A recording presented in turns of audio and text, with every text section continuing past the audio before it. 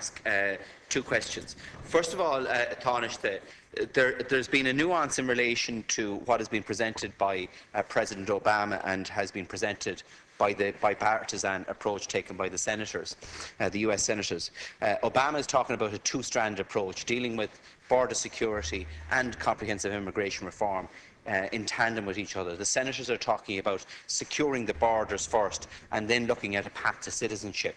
And now, I think if the second approach is actually taken, then we could be talking about a very long time before we're going to actually have a clear path to citizenship for the 50,000 undocumented Irish. And can I ask you, has that particular aspect of the approach that's been taken on two sides in relation to it been addressed in relation to the conversations that you've had to date? And the second thing is, maybe you can update the House regarding the progress to date regarding the E3 visa itself. Deputy Crowe. Again, I had a question down on this Tánaiste 23 anyway, but maybe again we could look at this.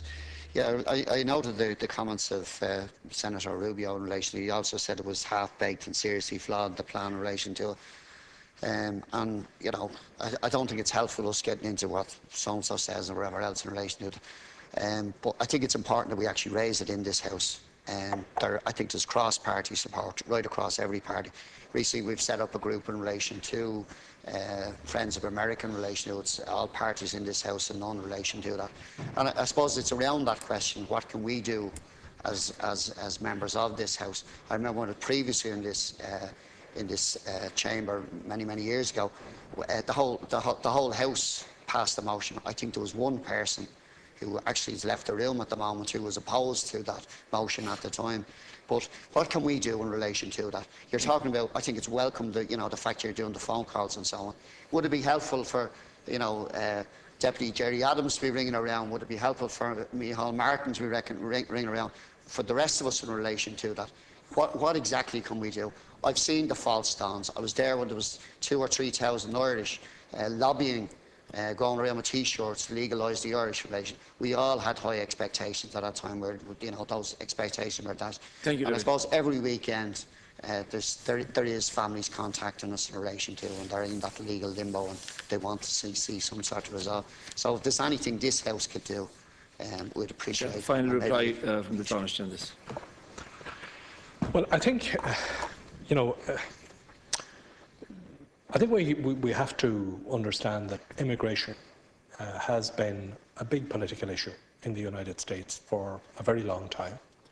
And I think it is perfectly understandable that the issue of immigration will be linked to issues of border security and indeed to security generally, given what the United States experienced only just over a decade ago. So I think we have to be very mindful of that, and that's the approach that's going to be taken on it. That said, while the issue of comprehensive immigration reform has been on the political agenda for a very long time in the United States, it has got a renewed momentum following the presidential election. I don't want to exaggerate that renewed momentum, but very clear statements have been made by the President of the United States of his desire to see a reform piece of legislation. That is now occupying the minds of certain key members of the Senate and of the Congress who have an interest in this area and with whom we are in contact. Deputy Crowe asks what would be helpful. Many members of this House, all parties and indeed independent members, have contacts on Capitol Hill and have contacts with American political figures. And I think it would be helpful if members were to reactivate those contacts where they exist and to use them to communicate what is, I think, generally agreed here, that we do want to see an immigration regime that will regularise the position of the 50,000 or so Irish people who are living in the United States and who are not documented and who are in a very difficult set of circumstances. They can't come back, as Deputy Smith said earlier, for family events. The one thing that I would ask, though, is that where deputies are making such contacts, that they would liaise with us, that you would keep me informed about what is happening, because we do need to do this in a coordinated way. And I and my department are leading that effort. And so any information or any contacts that are being made, I think it is important that we know about them, and particularly that we're given the heads up on where progress might be made, and we do this in a coordinated way on behalf of the Irish people who are in the United States. Deputy Catherine Murphy. E3 visa, yeah, we're continuing our efforts to secure the E3 visa. I mean, that was, I suppose that was the top of the agenda until the issue of comprehensive immigration reform came back up again. But we are continuing our efforts on the E3. We go on to Deputy Catherine Murphy's question. Gesture Hugs and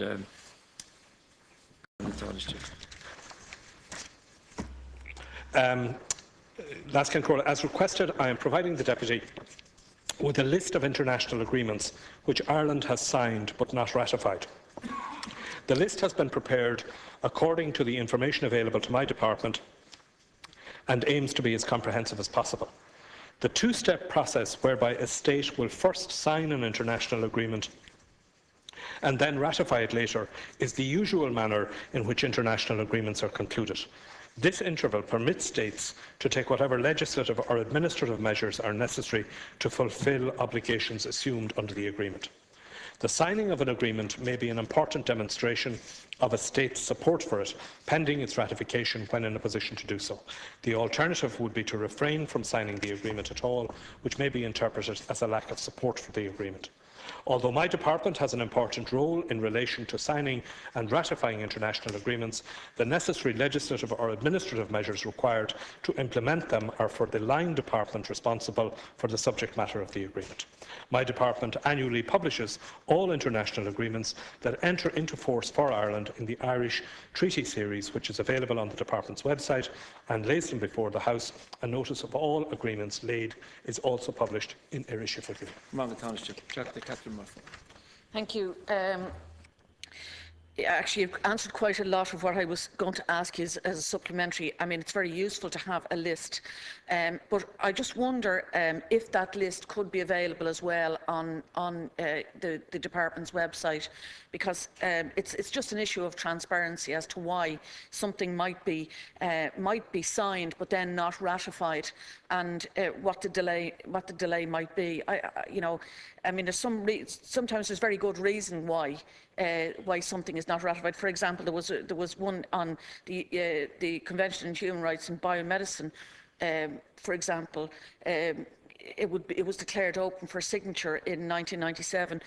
But not only did we not sign it or ratify it, there were a number of other countries that didn't. But I'm just curious as to why we wouldn't have gone that stage further. And I think that's something that I think people would find useful. And I'm looking for a way that that information can be kind of available on an ongoing basis, that we don't have to go scratching around for any individual one, but have a comprehensive list and have the reasons why they're not signed or ratified. Thank you. Thank you.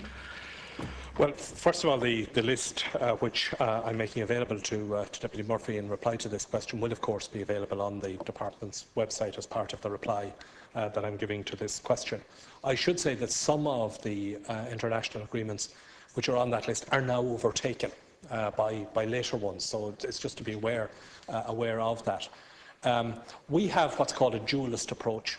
Under our Constitution, Article 29(6) of the Constitution, an international agreement, even when we sign it, does not automatically come into our domestic law until this House, until the Oireachtas decides that it should do so by way of legislation, or in some cases by way of resolution.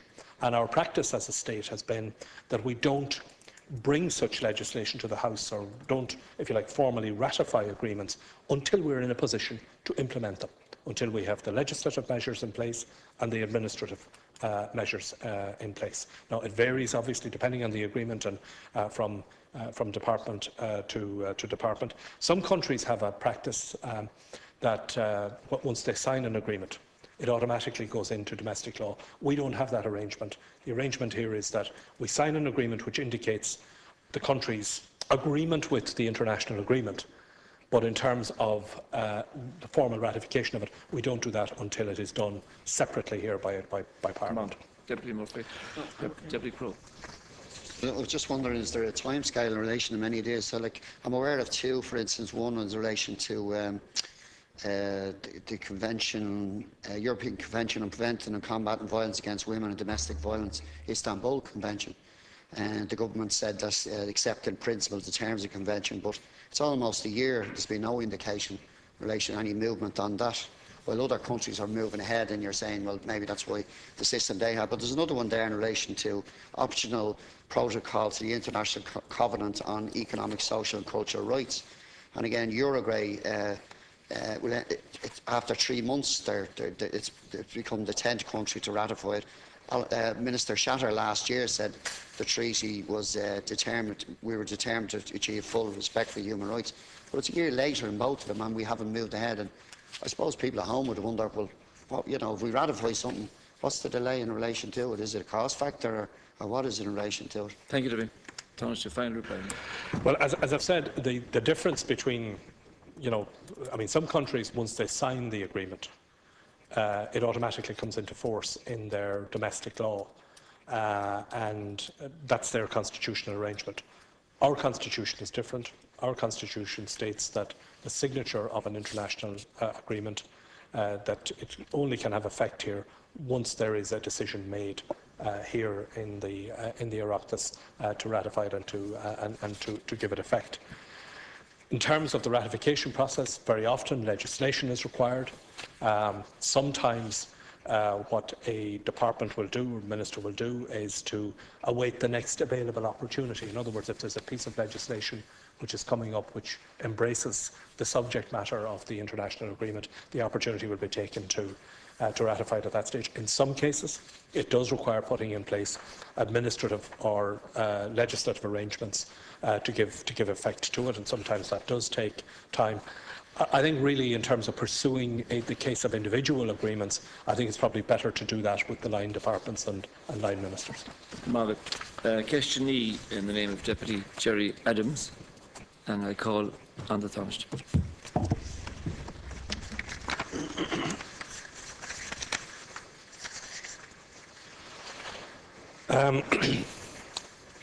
Deputy Crowe, you were complaining a few minutes ago that I wasn't taking questions together. I'm going to make up for all of that now for you, because I propose to take questions 9, 29, 30, 33, 63, 66 and 67 together.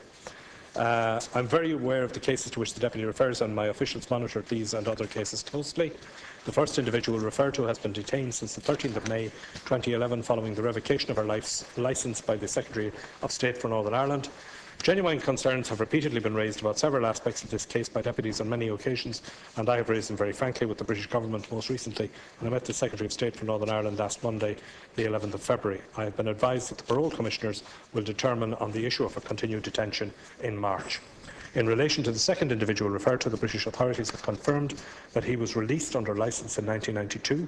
The Secretary of State for Northern Ireland revoked that licence in April 2010, and the individual has as a result been in custody for the past 2 years and 9 months. I understand that an appeal in relation to the case will be heard by the Supreme Court in Belfast shortly. As the case is the subject of an ongoing legal process, it would be inappropriate to comment further at this time. Deputy Crowe. Good, Margaret. I suppose there has been some discussion in relation to it. I just want to add a few different points in relation to it. I suppose it's the nature of these cases, unseen evidence, unknown evidence, so it's very difficult for anyone to actually respond or defend themselves if you don't know what the actual what the evidence is. Also, the difficulty seems to be, around the parole thing, that's disappeared as well. And the common denominator at all is in relation to these shadowy figures in the background in relation to the MI5 or MI6 in relation to it, who are not friends of the Irish Peace Post in relation to it. So you said you were going to get the report in relation to the delegation that went. They're saying that Marion Price's health condition is getting worse in relation to it. We know that our exercise is done along a corridor at night time, around 12 o'clock at night time. No access to outside, the air and the environment and that. She's also concerned that they're talking about closing down the actual wing and returning her to what she described as the dungeon. and she said that part of the problem in the dungeon was that she was refused access to medication and so on. And the Red Cross, for instance, is looking to try and access hide back where she's being held. Deputy, I have to call this on because we're out of time, Deputy. Access.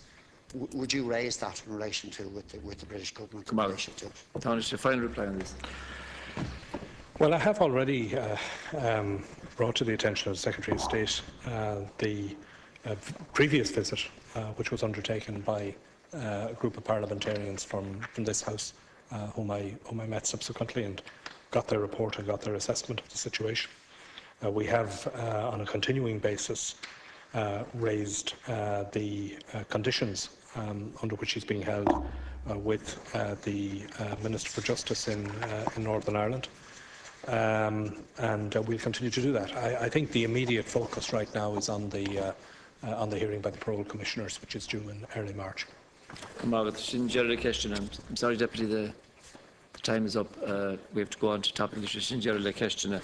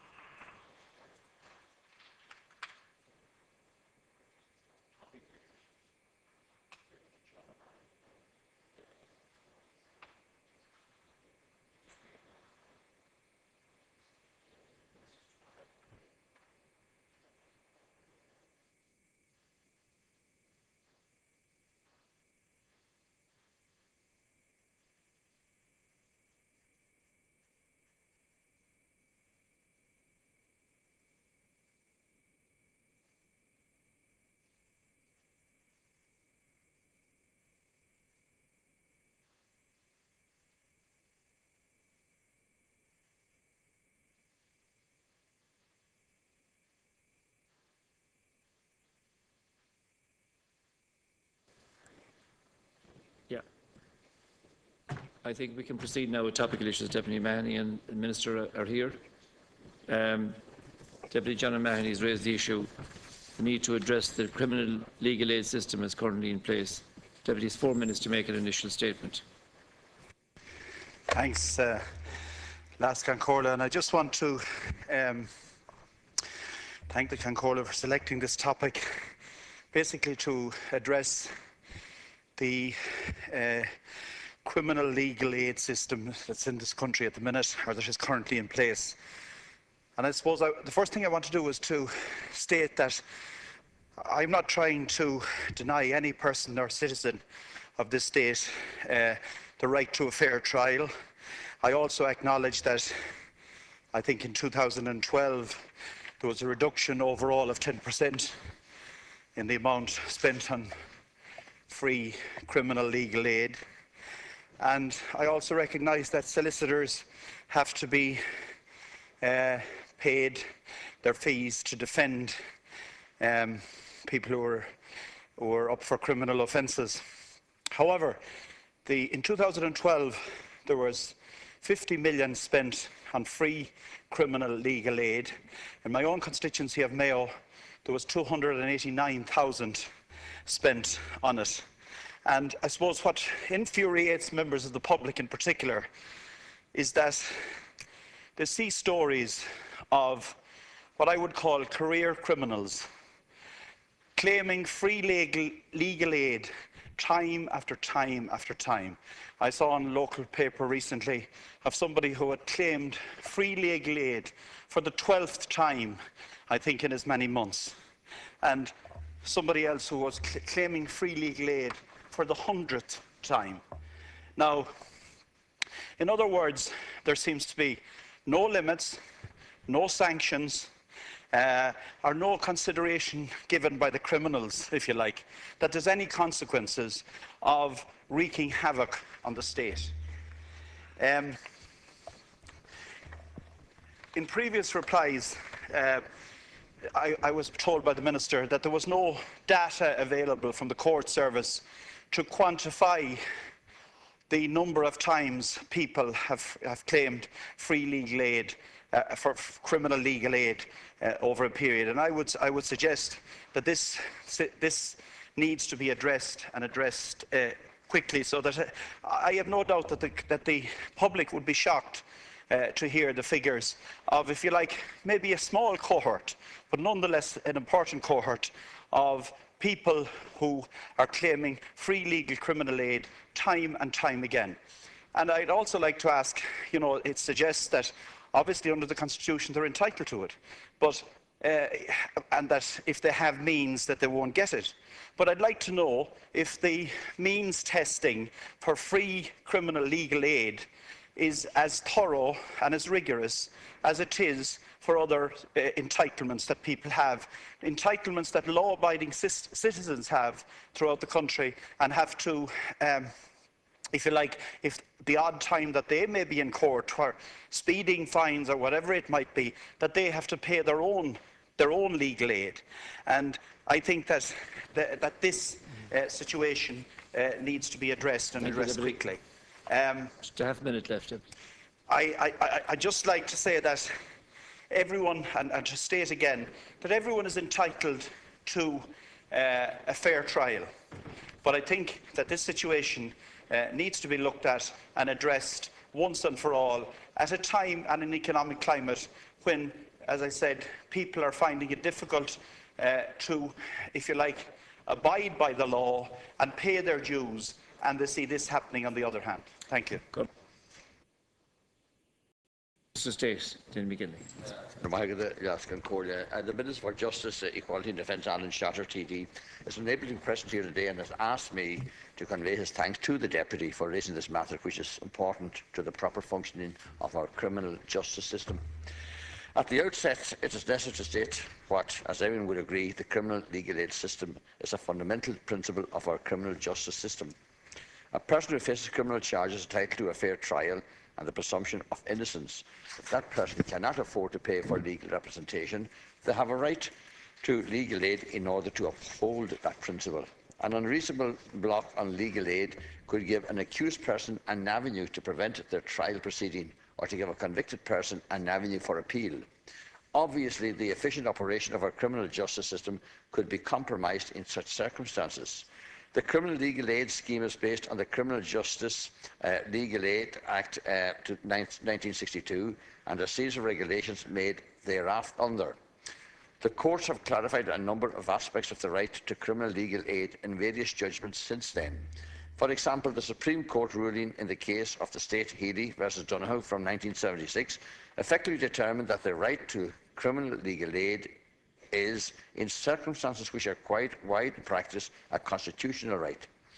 The court said it was mandatory that every criminal trial shall be conducted in accordance with the concept of justice, that the procedures applied must be fair, and that the accused person must be afforded every opportunity to defend himself and afforded the opportunity of being represented.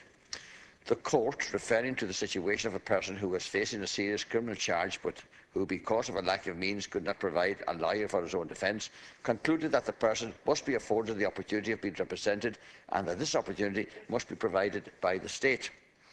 Also, Article 6(3), paragraph C of the European Convention on Human Rights states that everyone charged with a criminal offence has the right to defend himself in person or through legal assistance of his own choosing, if he does not have sufficient means to pay for legal assistance, to be given it free when the interests of justice so require. The Deputy will appreciate that the Criminal Legal Aid Scheme must operate with due regard to these rights.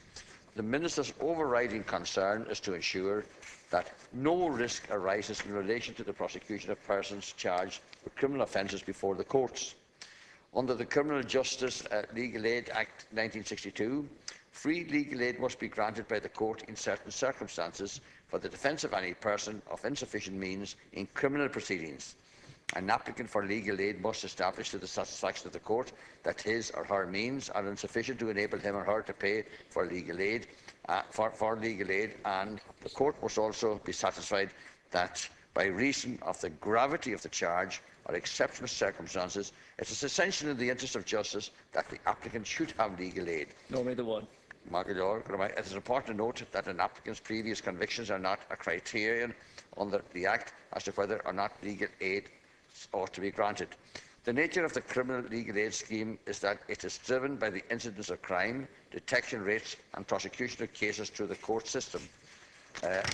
This renders it a difficult area in which to anticipate and control costs. A number of measures have been taken, however, since the Minister took office, including cuts to fees and expenses during 2011. Following these measures, our total expenditure on the criminal legal aid scheme for 2012 came to €50.5 million, a reduction of 10% over 2011. The reduction in the annual expenditure is the largest ever recorded and represents a fall of approximately €10 million, or 16% over the peak period recorded, that is 2009. The Minister will also be considering, in the context of legislation currently being drafted in his department, measures to update and strengthen the system of granting legal aid. The draft of the new legal aid bill includes provisions to transfer responsibility for the administration of the scheme to the Legal Aid Board. This would be in keeping with the approach internationally, where one state agency deals with all aspects of criminal legal aid. The bill is also likely to include provisions to, inter alia, regulate better the taking of statements of means, increase the sanction for false declarations, allow the board to verify the means of applicants and to prosecute cases of abuse, provision to give power to the board to recover the cost of criminal legal aid or to make application to the court to revoke a criminal legal aid certificate are also under consideration. In conclusion, these matters require careful consideration and will be examined closely in the development of the bill so as to protect the rights of accused persons and to protect taxpayers' money. The Minister hopes that it will be possible to publish the bill during the course of this year. Thanks, Askin Corley. Could I say that the message that sends out, and I fully respect, as I said, the need for fair trial and the efforts the Minister has made to reduce the costs. But what I'd have to say is that the message that we're sending out by what's there at the minute is that all the rights are with the criminals. And what about the victims? It's as simple and as straightforward as that. I was told recently by a member of the Garda Síochána of one household which had claimed or was getting 41,000 into the house on social welfare, and the head of the household got involved in selling drugs or whatever, and was granted free legal aid automatically. I would ask again that there be a situation looked at where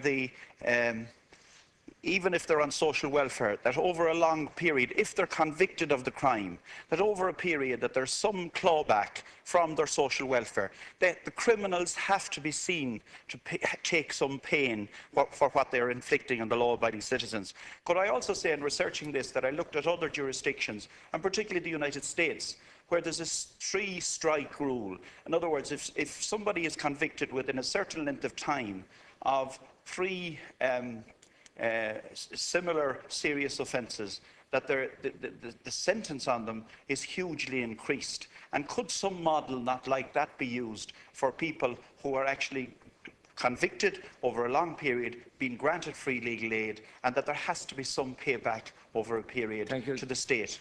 Deputy, thank you very much. Final reply, Tara.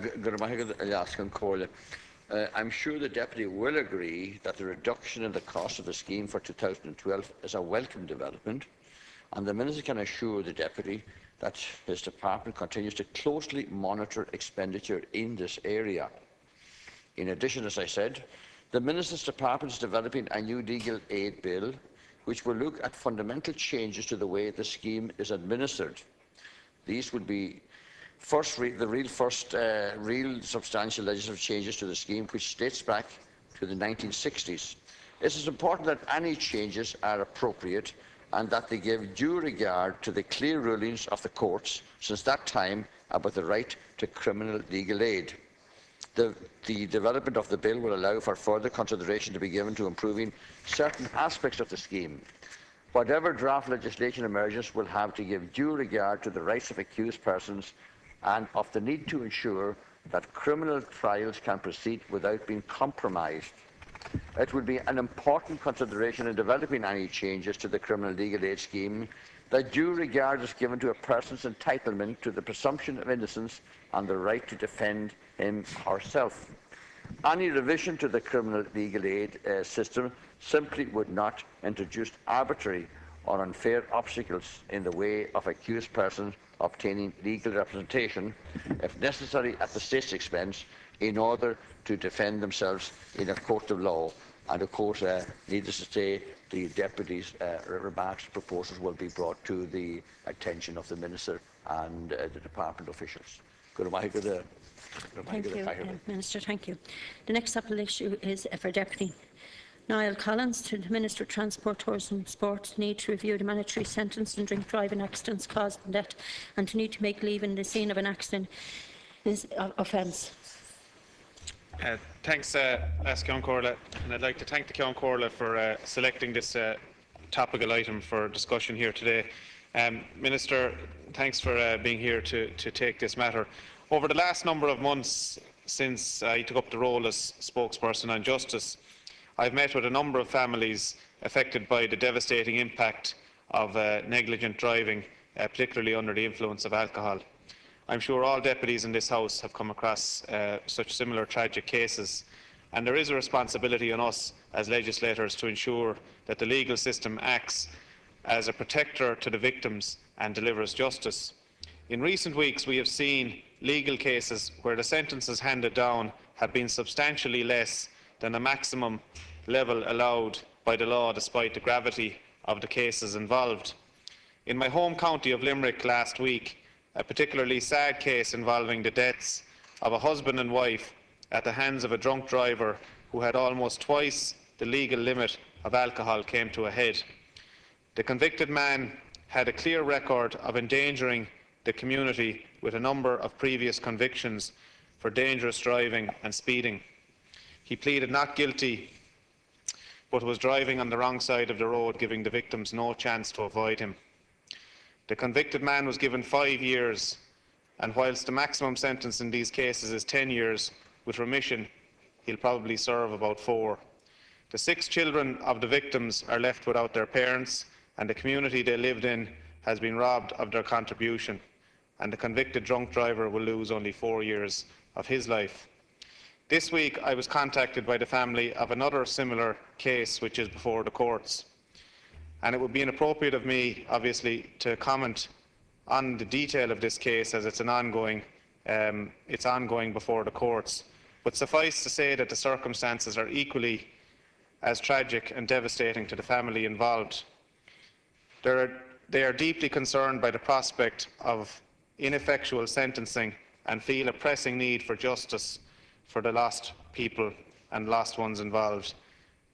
There are 3 pressing issues which I'd like to raise with you, Minister, arising from these cases.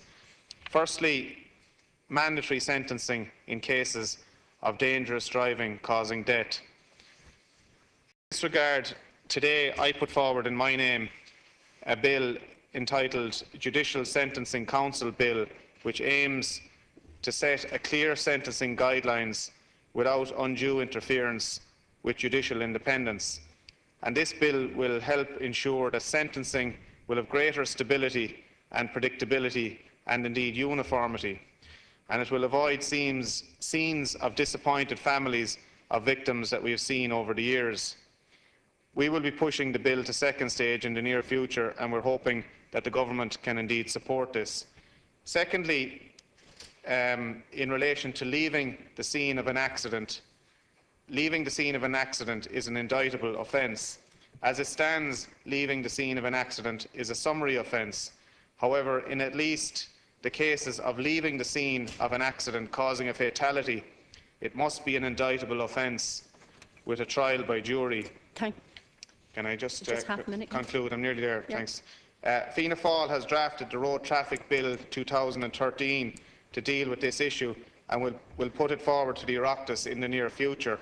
And again, we hope that the Minister can treat it in an open spirit. And thirdly and finally, extending the time limits in which to test for drugs and alcohol. The limits of existing timeframes for testing for drugs and alcohol have been exposed by cases I have been contacted in relation to. By leaving the scene, an accused contaminates all the evidence, After 3 hours, they cannot be tested for drugs or alcohol. Perhaps the Minister can explore extending these timeframes to ensure that those who leave the scene of an accident do not evade the full responsibility of their actions. Thank you, Deputy Minister. You have 4 minutes. Look, I want to thank the Deputy for raising this important issue. We've made considerable advances in improving safety on our roads in recent years. Both 2011 and last year witnessed the lowest recorded number of road fatalities on Irish roads since records began in 1959. Indeed, last year was the 7th consecutive year that the level of road fatalities fell. However, the number of fatalities at 32 to date this year is a matter of great concern and should strengthen our resolve not to let complacency set in.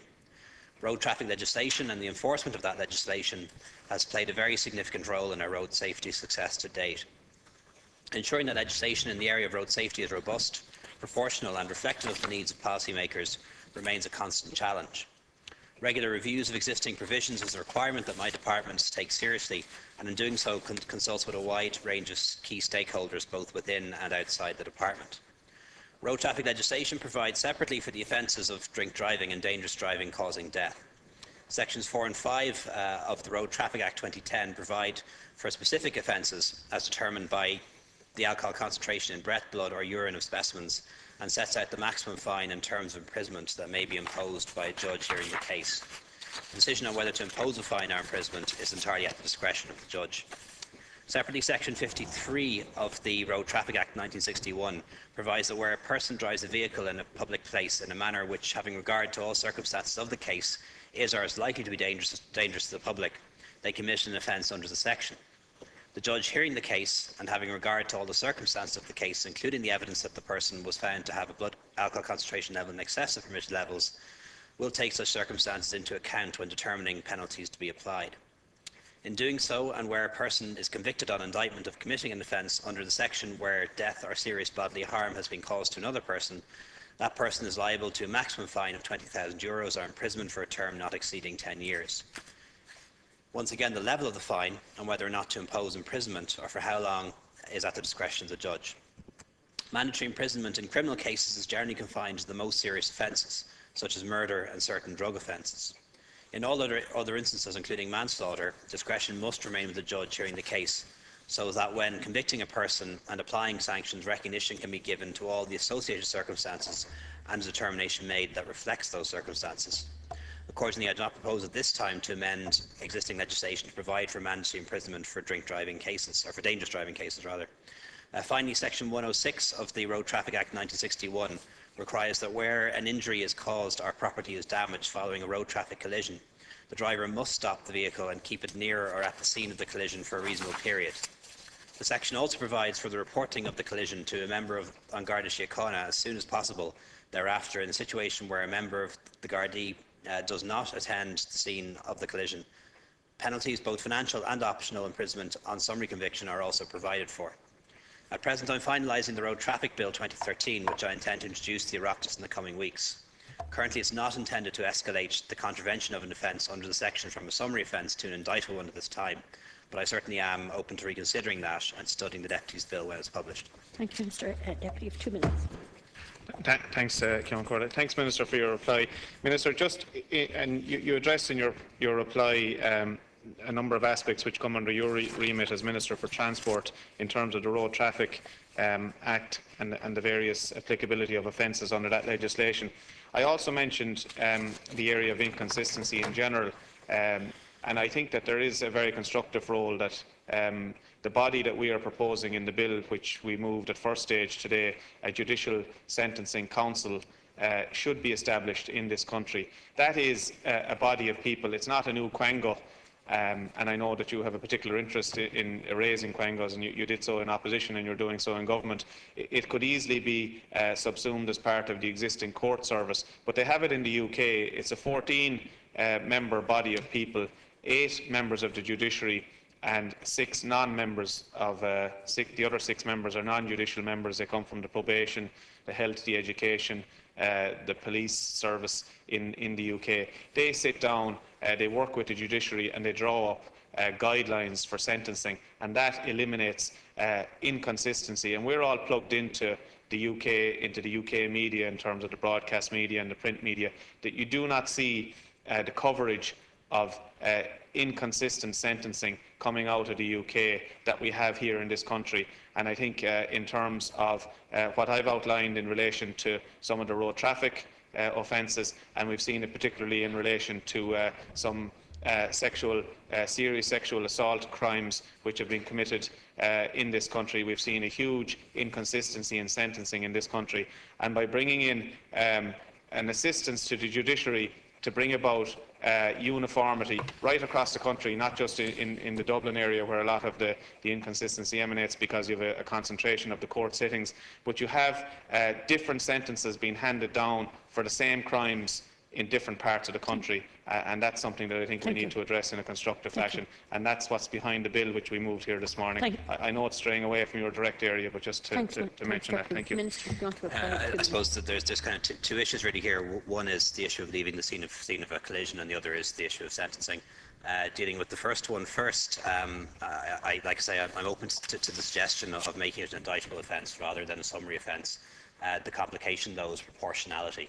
And I need to study that further and seek the Attorney General's advice on it, because crimes, as you know, under the Constitution and under fairness have to be dealt with proportionately, and would have to be a similar situation to leaving the scene of another crime. For example, with, say, a serious assault or something, you couldn't have a summary offence for leaving the scene of a road traffic collision, but not a summary offence for leaving the scene of an assault. So I'd have to get advice from the Attorney General as to whether that's consistent and proportional, but I'm certainly open to your suggestion in that regard.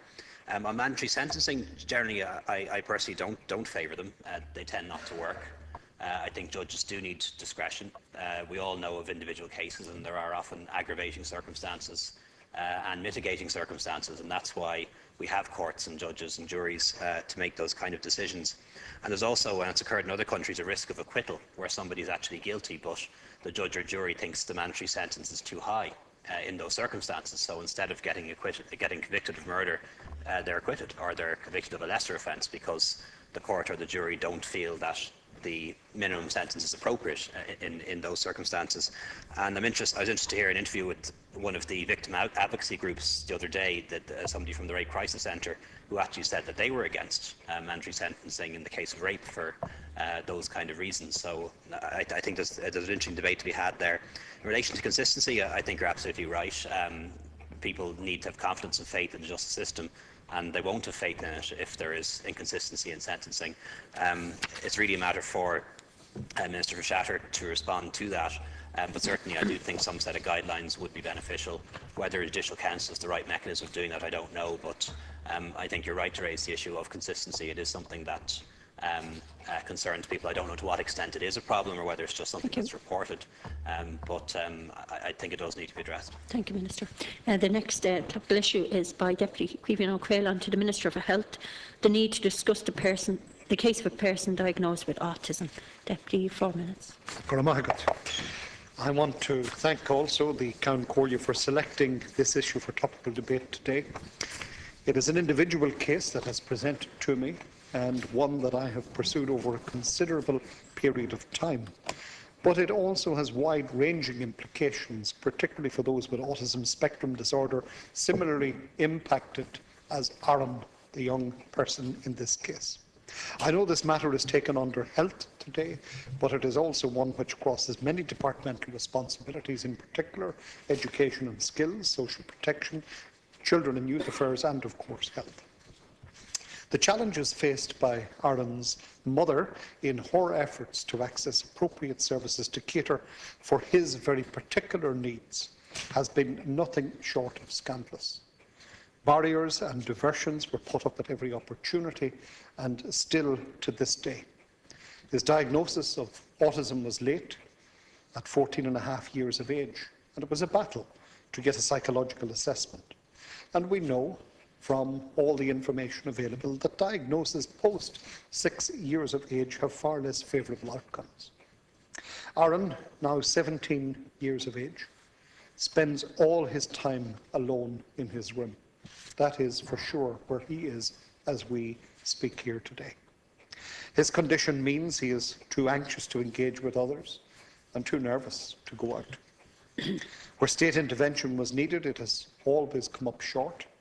and his family expect that this situation will only deteriorate when he turns 18 years of age at the end of next month. Aaron's experience of the education system has been a paltry one. Repeated efforts and attempts to get him to settle in various settings have failed. It is clear to those who have an expertise in this area, including Aaron's psychiatrist and psychologist, that one-to-one home tuition is the only option. Aaron's mum has been unable to find a teacher to take up the position. The department must intervene immediately, and I have been compelled to raise it here in topical issues. I've sought it over a period of weeks, but this is not a first line of address of this issue. As I've already said, I have gone through all of the reasonable approaches and representations, but have been compelled to bring it to the floor of the Dáil. And my appeal here today is for the Department of Education and Skills, but the Department of Health also, to intervene immediately. And I have to say that the record to date has been shameful. This is absolutely essential, that home tuition is provided, absolutely essential to aid Aaron's development. It will help alleviate so many of the associated co-symptoms of his condition, including anxiety, nervousness and depression. Without this, Aaron will continue to become more and more isolated and more angry. And we have a young person who is going to become an angry young man in a matter of weeks. And the prospects for him, for his future, are seriously impaired by the state's failure to respond appropriately to his particular circumstances and needs. So in raising it here today, it is an appeal for a cross-departmental response in order to ensure that we're not altogether too late. Thank you, Deputy. Thank you. Minister, you have 4 minutes to reply. I'd like to thank Deputy O'Quillan for raising this issue and taking this debate on behalf of Minister Lynch and Minister White, who are both out of Dublin on official business at present. As the Deputy will be aware, current government policy advocates a mainstreaming approach to the provision of services and supports for people with disabilities, including those with autism, whereby people with disabilities have access to the same services as the general population, and in addition receive the appropriate supports and interventions to address individual needs. In the Department of Health, the Children, Adolescents and Young People with Complex Disabilities Unit, led by a Principal Officer, has been established.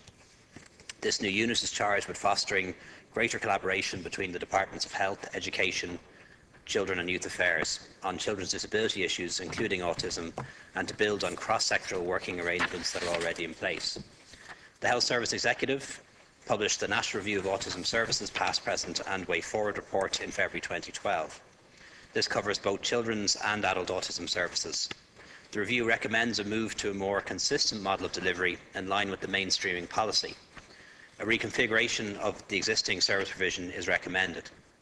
Also, access should be provided at the appropriate level, depending on need, through the primary care system, school-age teams and specialist intervention services as appropriate. The report will be implemented within existing resources and taking account of the need for greater efficiency and effectiveness in the current climate and in the context of parallel initiatives, including the value for money review of disability services and the Progressing Disability Services for Children and Young People programme 0 to 18 years. With regard to the specific case raised by the Deputy, you'd appreciate that it's not appropriate to discuss the matter in detail in the House, particularly where it relates to a child. However, the HSE has indicated that the Child Development Team in Cavan Monaghan has been actively engaged with the family and the young person concerned in relation to the identification and provision of assessment and appropriate therapeutic and other services since the young person's referral in 2009. As the young person concerned is approaching 18 years of age, a full transfer meeting has been held to support this young person's transition from the Child Development Team services to adult services.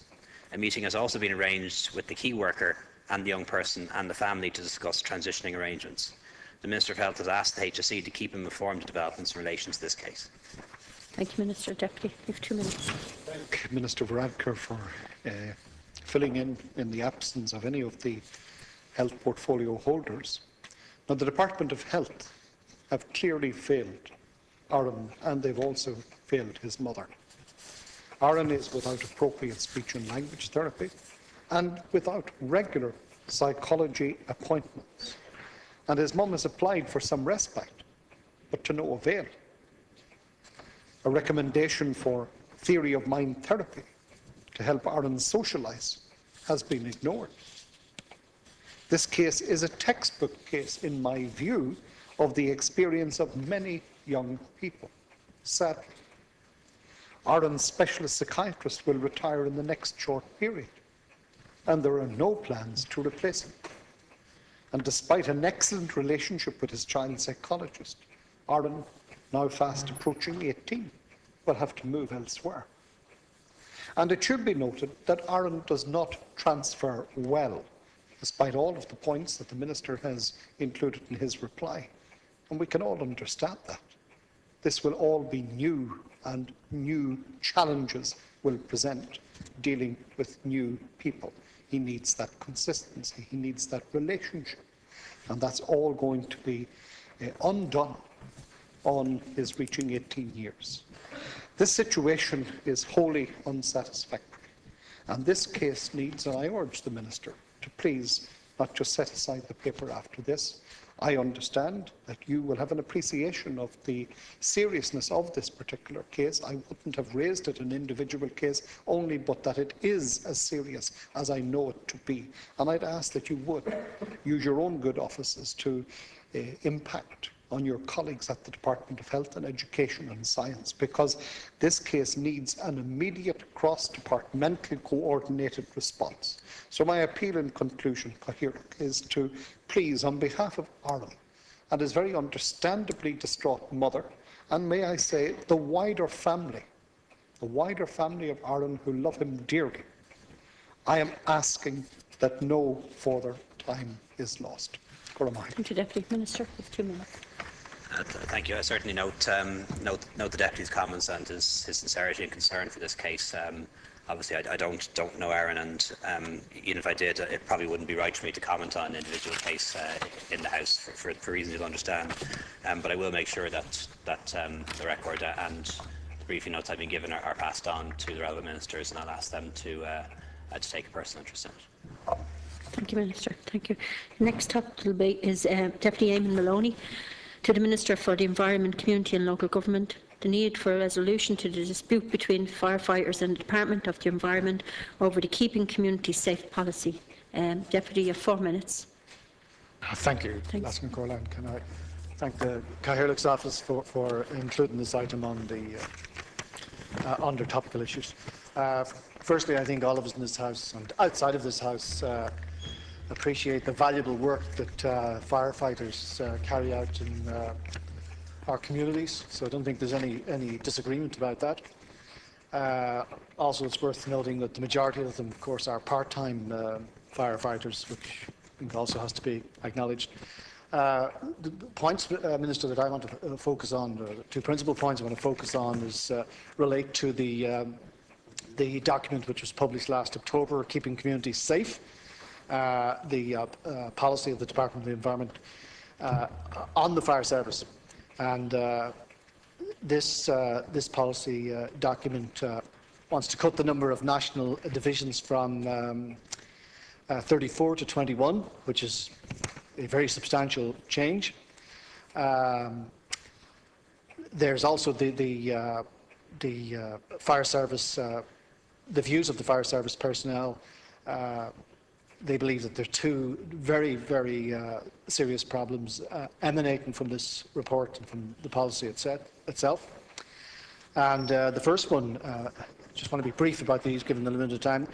Their first concern, of course, is the reduction in the front of line numbers, which the firefighters argue that, amongst other things, will endanger public safety, and given that currently there's a belief within all the communities that a lot of people are reluctant to ring their fire station if they have to, because this continuing myth they're going to be charged an astronomical amount of money for calling out, which of course is not the truth. And of course what a lot of people are doing according to the firefighters themselves that I've spoken to, is that people who do have a fire, whether it's in their home or elsewhere, a lot of them tend to ring the Garda Síochána first, not the fire service, because of this this concern about the cost. And secondly, Minister, their second concern is the lack of consultation on this document, and that they claim that efforts have been made to discuss the policy, but without success. They're claiming that of the 20+ items that they've raised, that they have got only got comprehensive replies to 2 of these issues. So there's a lot of these people have, I believe, a legitimate argument to make, and they believe that there should be a rethink about this thing, and that the department should engage more fully with them, because I don't think people should be, given the nature of how our society has changed and people living in apartments, etc., that I don't think firefighters should be pushed into a situation, Lasconcorla, where they should have to go on strike over an issue like this. I think there should just be greater consultation on this, Minister, and try and get it resolved before it gets to a stage where we have people on strike on this issue. Thank you. Minister, your 4 minutes. I take this on behalf of Minister Hogan. I thank Deputy Maloney for raising this matter. Minister Hogan is responsible for national policy in respect of fire safety and fire services. He recently published 2 policy documents, Keeping Communities Safe and Camp the Next Generation, in 7th February. Both documents were prepared by the Department's National Directorate for Fire and Emergency Management through a collaborative process which included, and I want to stress this point, consultation with all stakeholders. I am more than happy to clarify that there is no dispute between firefighters and the department. There is no dispute at all. The department is not an employer of firefighters, and any issues which arise between firefighters and the local authorities who are their employers are dealt with through established industrial relations processes and systems. I can confirm that as a recognised representative body for firefighters, SIPTU have 5 members on the National Directorate's Consultative Committee, which is a forum where views can be articulated on the Directorate's work programme. SIPTU are one of the groups who provided comment during this consultation process, and bilateral meetings were held last autumn to further establish their views on specific issues. The Department also corresponded with the relevant SIPTU officials and provided them with draft texts and samples of supporting documents. It is a matter of regret that SIPTU representatives indicated that they were withdrawing from the Consultative Committee at its last meeting in December 2012. However, while no one stakeholder group can have a veto on policy formation, the Department has corresponded with SIPTU, indicating that, in addition to the Consultative Committee Forum, the bilateral meeting process is available, and if they wish to discuss aspects of the National Directorate's work. I can assure the Deputy that should matters arise at the implementation stage, which could be perceived as affecting the terms and/or conditions of employment of fire service personnel, these will be dealt with through appropriate established industrial relations channels with recognised staff representative organisations at either national or local level as appropriate. Thank you, Minister. Deputy, 2 minutes. Thank you, Minister. I appreciate your positive tone at the end of your contribution. Hopefully, given that there are 2 parties involved in this, that the local authorities and the firefighters themselves are represented by, in this case, SIPTU, that there will be a positive outcome on this.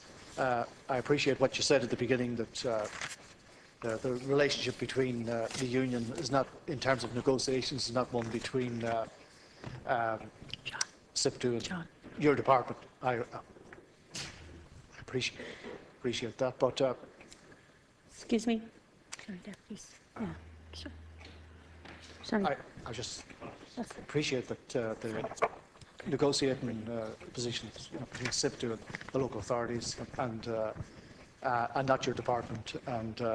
But again, on the basis of hopefully the tone of your concluding response to it, that there will be further engagements on this issue.